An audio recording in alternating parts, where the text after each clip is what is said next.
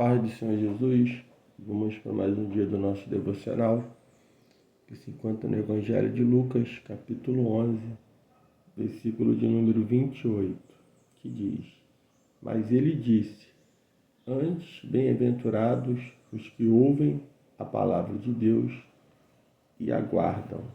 Estamos diante um devocional, onde nós vamos falar da batalha de Jesus contra a ignorância espiritual. Esse estudo está no capítulo 11 de Lucas, do versículo 27 ao versículo de número 36. Nós vamos observar que uma mulher chama a mãe de Jesus de bem-aventurada. No versículo 27, ao qual diz: Ora, aconteceu que ao dizer Jesus estas palavras, uma mulher que estava entre a multidão exclamou e disse-lhe: Bem-aventurada aquela que te concebeu e os seios que te amamentaram. Trata-se de um elogio espontâneo. Feliz é o ventre que te gerou.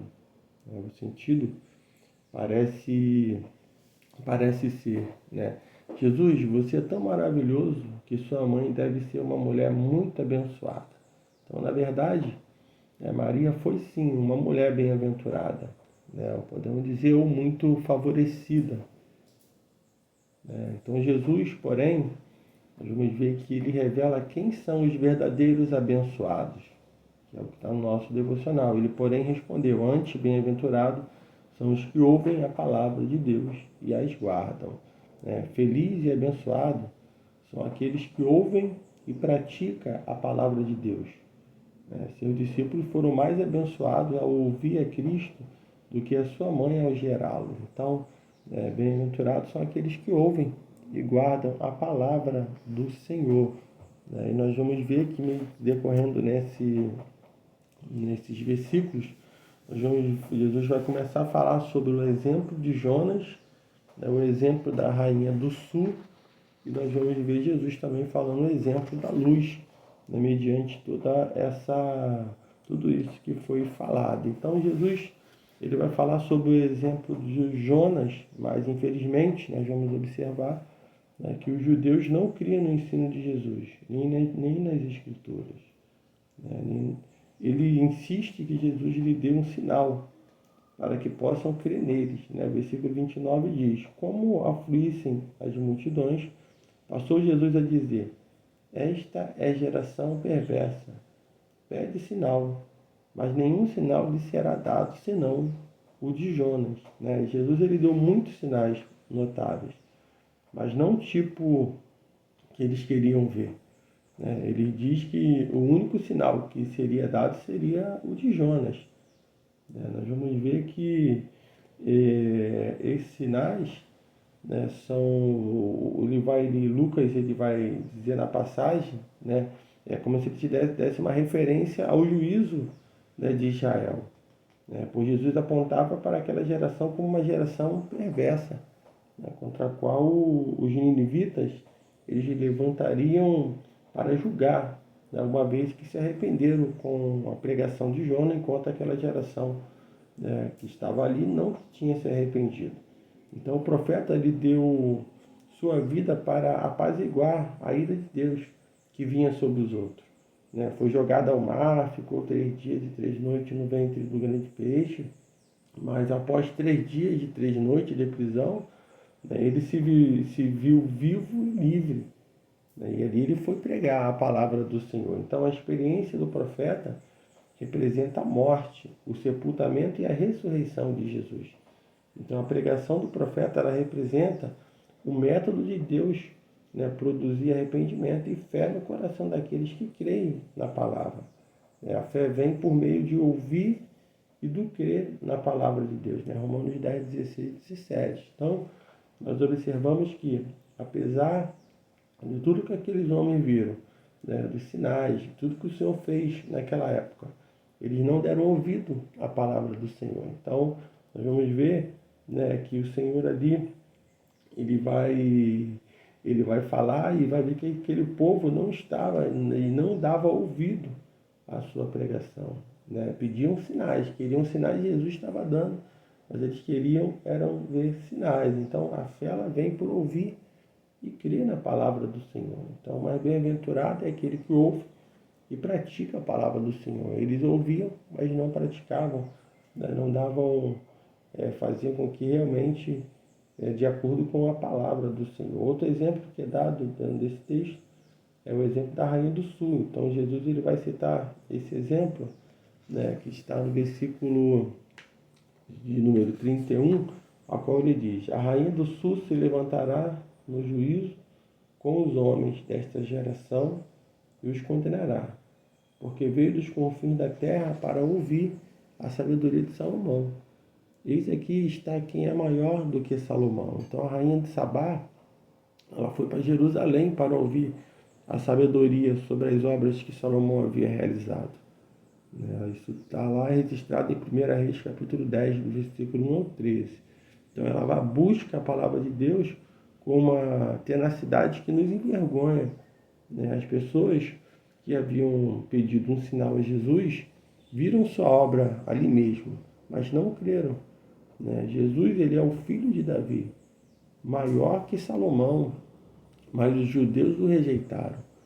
Tanto a rainha de Sabá como os ninivitas eram gentios, mas creram na palavra de Deus. Eles não eram judeus, mas eram gentios, mas estavam crendo na palavra e creram na palavra do Senhor. Então, mais uma vez, Lucas ele vai nos mostrar como aqueles que eram excluídos da comunidade judaica se mostravam mais receptivos à palavra de Deus do que o próprio judeus.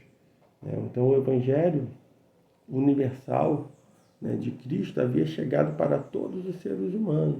Então, os seus mesmos, aqueles que eram judeus, não estavam crendo, não criam na palavra do Senhor. Mas aqueles que estavam longe, que ouviam, eles se chegavam.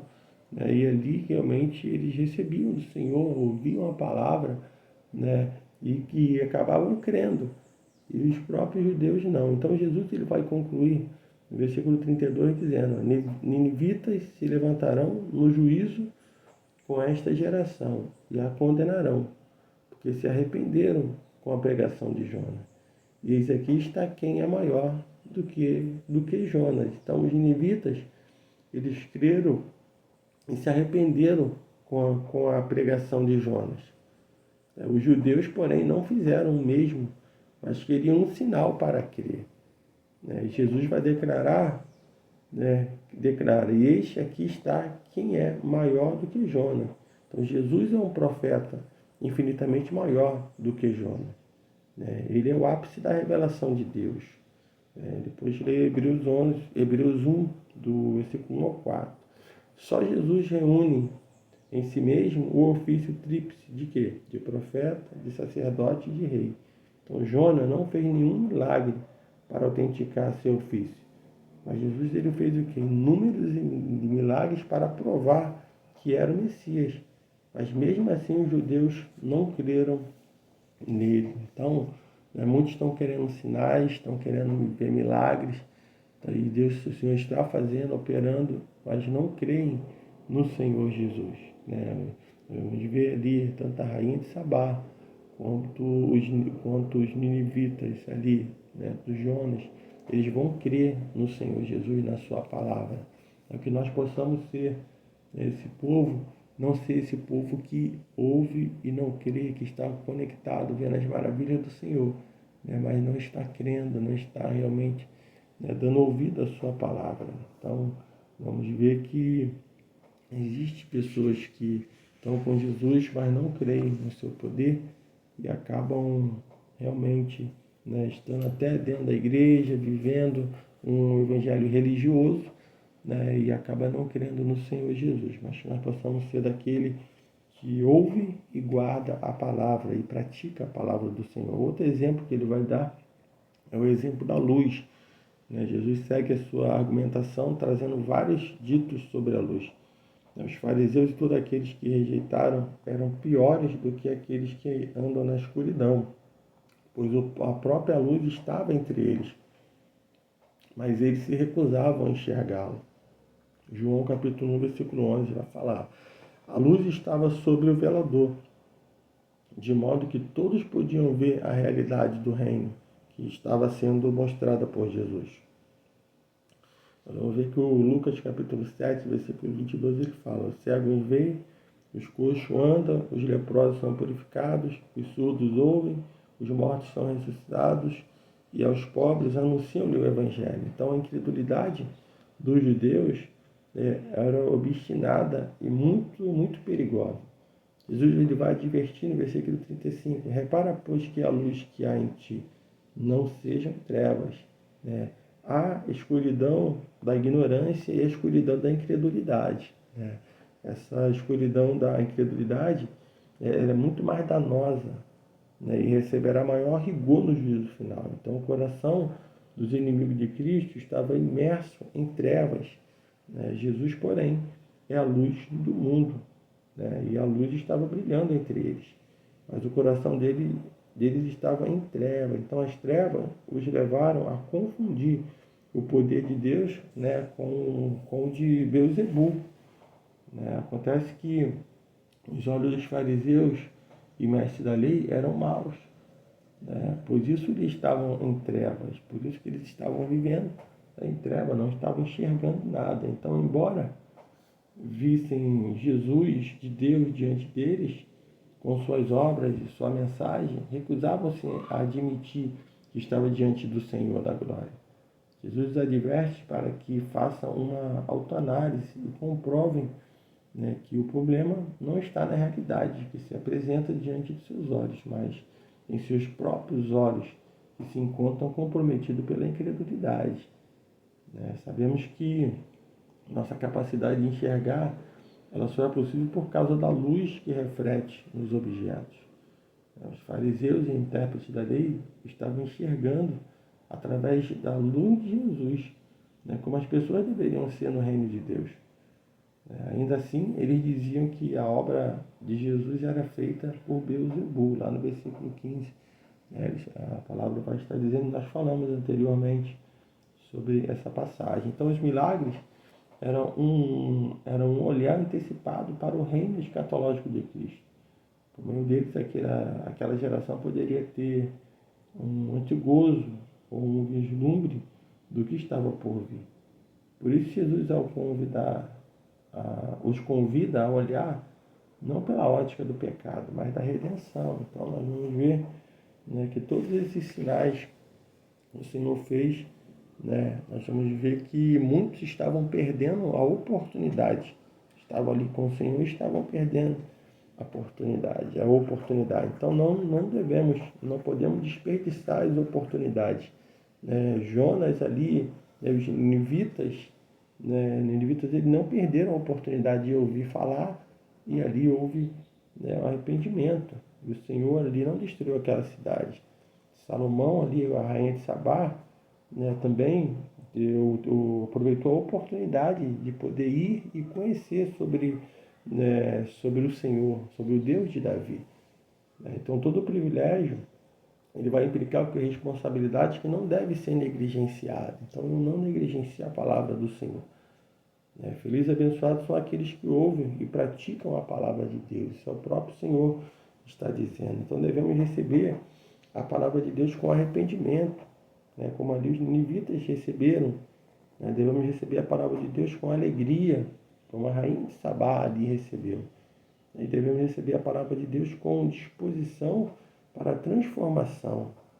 E Jesus, ele ali pregou essa palavra. Quando ele diz ali, se os teus olhos forem bons, todo o teu corpo será luminoso. Então, que você não venha desperdiçar essa oportunidade que está tendo hoje de ouvir a palavra do Senhor, de meditar na palavra do Senhor, de obedecer a palavra do nosso Senhor. Mas que possamos realmente estar dando ouvido a essa palavra e não ser como aqueles que andaram com Jesus, que ouviram o Senhor falar, que viram milagres e maravilhas, mas não creram no Senhor.